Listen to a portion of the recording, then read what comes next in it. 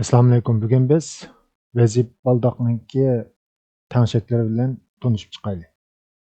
Vazip baldoq odatda shu Windows mashg'ulot sistemasiniki ekranning ostida ko'rinadigan bir qurshu.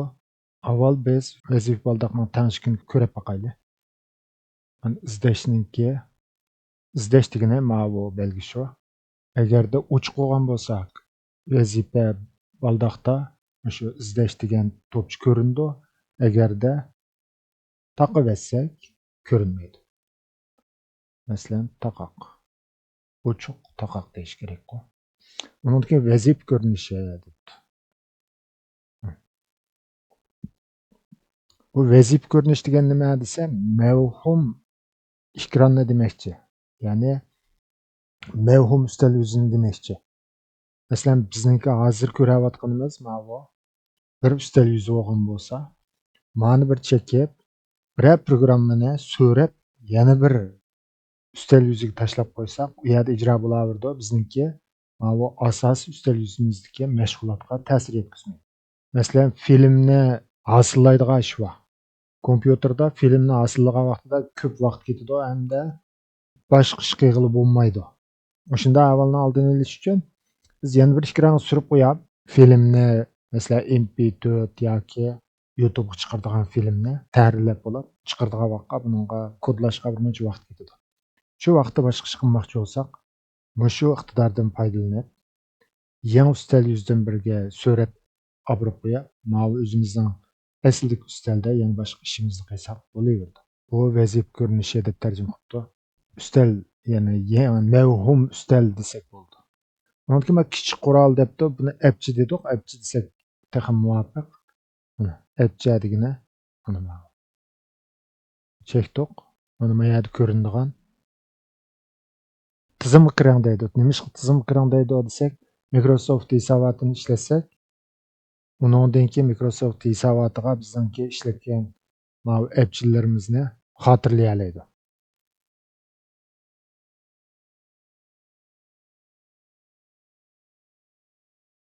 Undan keyin mana tizimlab kirishningki, masalan, bevosita sizlar tizimlab kirish deb mayada uyg'urcha ko'rinish kerak deb bu o'z uchurlar arabcha ko'rinyapti. Balkim Skype'da uyg'urcha til bo'qchisi bo'lmasligi mumkin, shunga arabchani yutkab ishlatib olgandek. Agar sizningki mana Microsoft hisobotingiz bo'lsa, shu tanlab qo'shsangiz bo'ldi. Hozircha biz buni tanishmaylik. Ayrim Microsoft hisobotini qo'shishni keyin ko'raylik. Undan keyin mana paranglish deb qo'yibdi. Bu amaliyotda jiroqdan yig'in ichish, undan keyin jiroqdan ishlash, undan keyin dars o'tishda ishlatiladigan Microsoft Teams deydigan bir qurol bor. Xuddi mana bu Zoom, undan keyin Google'ningki Meeting deydigan shunaqa qurollar bor.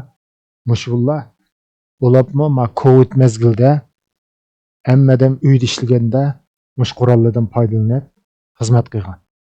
Atiganda yig'i ichish, xizmat o'rinlashtirish degan ishlarni shu qurol orqali ilib bo'ldi. Bu paranglish deb tarjima qilib qo'yibdi. Mana shu Microsoft Teams degan qurol. Yig'in etishga, dars o'tishga bo'ladigan shunday qurol. Hozir ochiqkan vazif baldoq ko'rindi, agarda taqib etsak ko'rinmaydi. Taqib etsak ko'rinmaydi, ochsak ko'rinadi. Undan keyin mana bu qalamning tizimligi debdi. Odatda masalan kompyuteringizda sezgir qalam ulangan bo'lsa, vaqtlarni ichib ishlatsangiz bo'ldi. Undan keyin mana bu sezgir harf taxta. Sezgir harf taxtami masalan rasm chizadiganlar yoki kartun chizadiganlar shu sezgir qalam bilan mana bu sezgir harf taxtani ishlatadi. Ananda xizmat unumini shu bo'ldi. Ham qo'lda rasm chizadiganlar shu ikki xil uskunani ochadi. Undan keyin mana bu mavhum harf taxta, buni ko'rib baqsak bo'ldi. Vazifa baldoqqa biz ayaga Windows knopkasi bilan R'ni bosaylik. R'ni bosgandan keyin ijro qilish ko'zini ko'randa bu yerga OSK deb yozaylik. OSK deb yozib, ancha keldi. Bassaq, ba'zida fiziklik harf taxti ishlamay qolib qolsa, mavhum harf taxtini mana OSK degan buyruq bilan ijro qilsak bo'ldi. Masalan, Uyg'urchaga almashtirsak, masalan, bu yerda harf taxta Uyg'urchaga almashtirdik. Uyg'urcha ko'rindi harf taxta. Bundan keyin ya o'qilmay unda tarjima qilib qo'yibdi. Harf taxtalar. Shiftni bossak, masalan, qaysi harf ko'rindi. Harf taxta o'rinlashtirish namusini ko'rib. Masalan, ba'zida ashuna nima ishlamaydigan ahvol bo'lib qolsa, fiziklik harf taxta chetilmay yoki bo'lmasa buzilib qolib ishlatilmay qolib qolsa, OSK degan buyruqni ishlatib bilan harf taxtini ishlatib vaqtincha ba'zi bir hojatdan chiqqili bo'ldi, lekin xat bes surati albatta fiziklik harf taxtida bosgandek unda tiz bo'lmaydi. Birdan shoshqinlikda tanlab harfni chekkandan keyin albatta bu surat ost qoldi. Buni ko'rib o'tdik. Undan keyin vazifa baldoqninki vazifa baldoqning bulondan teshib chiqishi degan nima deganda mayada Windows'niki yangilash holati mayada ko'rinib turdi. Yangilandimi? Undan keyin mayada masalan Microsoft Drive iç bakalım. Bunun nimisi mayada ko'rinib turdi. OneDrive ko'rindi. Mana cheksek, mana bizga ko'rinmagani mayalda yoshirinib turdi. Aqsipida ijro bo'ldi. Windows'ning aqsipida ijro bo'ldi. Lekin bizga mayada to'pchisi ko'rinmaydi. Mayaga yig'ib qo'ydi. Masalan, Microsoft'ninki OneDrive degan Google'ninki tor diskisiga o'xshash, bumi tor diskisi. Bunimi Microsoft hisobotida tizimlab kirgandan keyin ishlatiladi. Mana taqab qo'yaylik. Mana ichib qo'ysak, aşağıda yangilaydigan uchur ko'ringan chog'da, masalan, yangilash bog'chisi bo'lsa, undan keyin mana o'xshash. Bu yerda masalan hozir tor diskisi ko'rinadi, shunga o'xshash ko'rindi. Bu tanshak. Undan keyin vazifa baldoqninki ba'zi bir to'g'rilanishi. Masalan, hozir men o'tirib to'g'rilanibdi vazifa baldoq. Buni masalan markaz deb tarjima qilibdi, o'tirib to'g'ri. Masalan, so'l to'g'rilab qo'yaylik. So'lga desak, inglizcha so'lga bo'libdi, eslamayan keldi. Uyg'urcha ko'rinishi olgandan keyin mana so'l deb tanlasak, mana o'tirib to'g'riladi. Markaz desak, mana o'tirib to'g'ri. Undan keyin vazifa baldoqni avtomatik yoshirish debdi. Masalan, hozir davomli ko'rinib turdi-ku bizga. Ko'rinib turdi, lekin masalan bizga texnik ko'p ekran bo'shliqi zarur bo'lib qolgan vaqtida, masalan, mavi tanlashni chekib qo'ysa, mana vazifa baldoq o'zligidan kichik bir tal tasmaga aylandi. Choshqinlikda nishonlag'ichni ekkasak, undan ko'rindi. Nishonlag'ichni bu vazifa baldoqdan boshqa yerga yo'tkizsak, o'zligidan yo'shir. Bu vazifa baldoqninki bir mashg'ulot. Unki vazifa baldoqda mana bu uchurni masalan, mana uchurni ko'rsam ko'rsatmamdi degan. Tanlayli. Tanlasak, hadi. Asli o'zgarish kerak mana ko'rinmadi. Hamda bir chekayli. Ko'rinmadi. Undan keyin mana vazifa baldoqni barliq ekranda ko'rsatish deganda masalan bir kompyuterga 2 yoki 3 ekran chetib ishlatgan ahvolda bor. Shu chog'da mana vazifa baldoqni boshqa ekran, bir ekranni, ya'ni shu asosiy ekranni 2 ekranda ko'rsatish yoki bo'lmasa 2 ekranda ayrim o'zinikini ko'rsatish deb hamdan tanlagan bo'lgan. Mayada tanlashlar bor. Undan keyin men ustal ustini ko'rsatish uchun baldoqni yiroq bo'lgan tanlang debdi mana. Men tanlaganda mana tanlaqliq ekan-ku. Masalan, men vazifa baldoqning tanshaklarini hozir ko'ryapmiz-ku.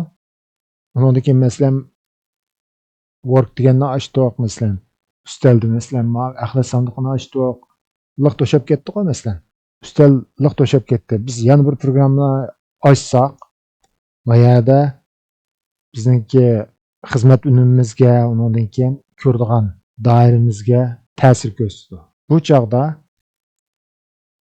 Masalan, üstel üstün ko'rsatishga ehtiyojimiz tushdi. Buni qanday qilamiz deganda, chashqinakning nishonlag'ishni mushkranninki chislaning so'l tarafiga kichik bir tasmaq bor. Shu yerga to'g'rilasak, üstel yuzini ko'rsatish deb ko'rindi. Bir cheksak, chashqinakning so'l ko'rnusini. Üstel üstidagi barliq ko'znaklarni eng kichik holatga akib qo'ydi. Mumkin yana bir cheksak, esla qaytadi. Shunday. Ondan keyin masalan üstel ustida bir necha ko'znak bo'lsa, qaysi ko'znakni cheksak, shu ko'znak eng ustiga o'rlaydi. Ustungi qavatga o'rlaydi. Masalan, eng ostidan cheksak, masalan, mana hozirgi biz mashg'ul qilayotgan ko'znak o'zgardi. Ondan keyin bu ko'znakni almashtirishdan yana bir tiz knopkasi bor. Alt bilan tab knopkasi. Alt bilan tabni bossak mana. Hozir 3 ko'znak bor ekan. 3 ko'znak hozir o'ttiristiksi eng ustida ekan. Yana bir bossak alt tabni. Sol tarafga o'tdi, yana bir bossak mana. Ya'ni bu bir davriy holda qancha ko'znak bo'lsa, shu ko'znak orasida almashtirishga bo'ladi. Alt tab knopkasi. O'ttiristikini tanladik, qo'yib berdik mana. Vazif bo'ldi. Masalan, mani ilib etsak, mayada endi üstel üstün ko'rsatadigan yeri ko'rinmadi. Bu bizga sal qulaysizlik qilib keldi. Shunga buni tanlab qo'ysak, bizniki Windows'ningki mashg'ulotiga qulaylik qilib keldi. Mana shunga tanladik. Ya'ni ko'ngillik holatda tanlovlik bo'ldi.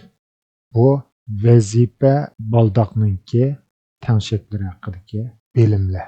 Undan keyin vazifa baldaqningki boshqa iqtidorlarim bor. Masalan, boshlar knopkasida chashqinakning so'l knopkasini bir cheksak, masalan, ijro bo'ladigan yaqinqi mixlangan appli ko'rindi.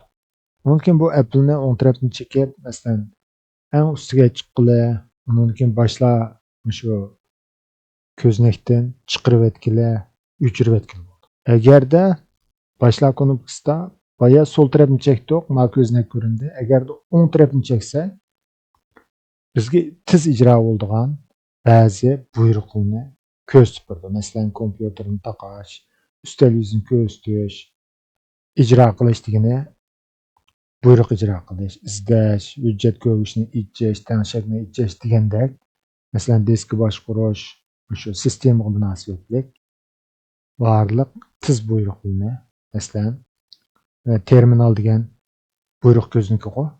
Terminalni ichish, masalan, birsi odatdagi terminal, yana birsi boshqarg'uchi holatda. Deydi. Mana boshqarg'uchi holatda ichildi. O'ng tarafni chekdik. Boshlar topchining ustida. Undan keyin to'plam tanlanmalari degan o'xshash. Ustuni boshqarg'uch, diski boshqarg'uch hammasini ochqil bo'ldi. Masalan, hujjat ko'rishni ko'pincha hollarda hujjat ko'rishni ochamiz.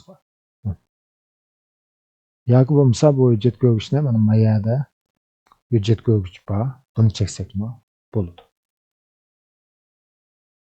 Bugun biz vazifa baldaq haqidagi bilimlar bilan tanishib chiqdik.